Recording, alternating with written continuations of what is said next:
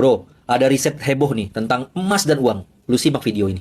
Bro, ketika harga emas naik, itu bukan kabar baik. Itu tanda sistem keuangan dunia lagi kehilangan napas. Dan kalau proyeksi Bank of America benar, emas bisa tembus 6.000 per ons tahun depan. Per ons. Itu bukan euforia, tapi serine bahaya.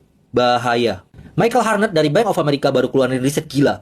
Selama 50 tahun terakhir, tiap bull market emas naik rata-rata 293% dalam 3,5 tahun. Kalau dihitung dari bottom tahun 2022, berarti peaknya bisa jatuh di Maret-April 2026 di kisaran 6.000 per oz.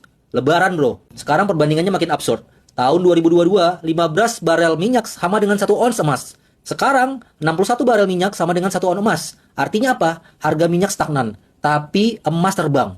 Dua aset yang biasanya naik bareng, sekarang berpisah jalan. Dan itu bro, bukan hal biasa. Biasanya, kalau minyak turun, artinya ekonomi lagi lesu. Tapi kalau di saat yang sama emas malah naik gila-gilaan, itu sinyal pasar lagi nyari pelarian dari uang kertas. Artinya apa? Artinya investor udah nggak percaya sama fiat money. Uang kehilangan makna. Negara bisa cetak seenaknya. Tapi nilainya terus luntur. Jadi orang-orang kaya dunia, sovereign fund, dan bank sentral, mereka mulai pindahin asetnya ke real aset. Emas, tanah, dan komoditas kertas.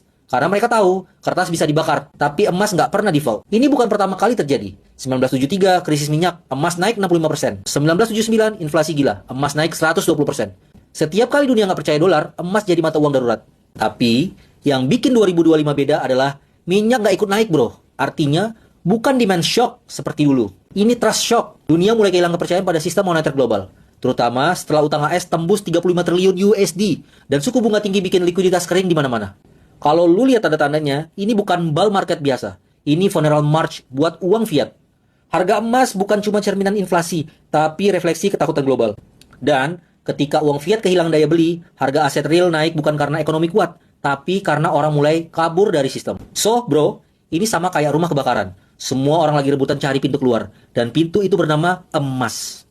Jadi, lu bisa tepuk dada dan bilang, gue punya uang di bank. Tapi ingat bro, yang lu simpan itu bukan uang. Itu janji yang nilainya pelan-pelan luntur. Oke, kalau lu mau paham kenapa emas bisa jadi alarm kiamat ekonomi dan gimana orang kaya dunia udah mulai ngamanin asetnya dari sistem fiat, DM gua tunjukin blueprintnya. Biar lu nggak cuma ikut arus, tapi ngerti kapan arus itu berubah jadi tsunami.